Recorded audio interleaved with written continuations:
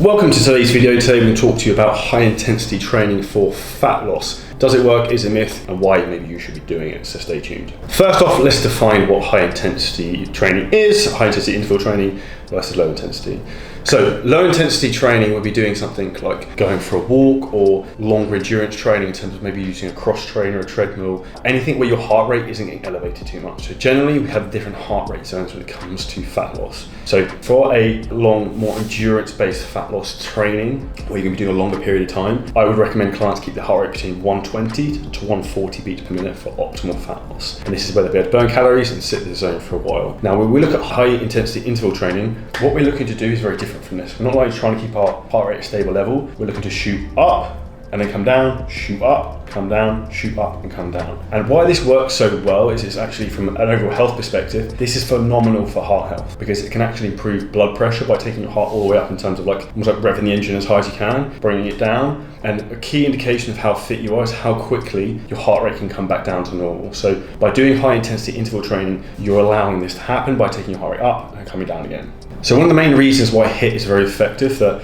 it's been proven that doing some form of high intensity training can actually improve your metabolism, and it increases what's called EPOC, which is exercise post energy oxide.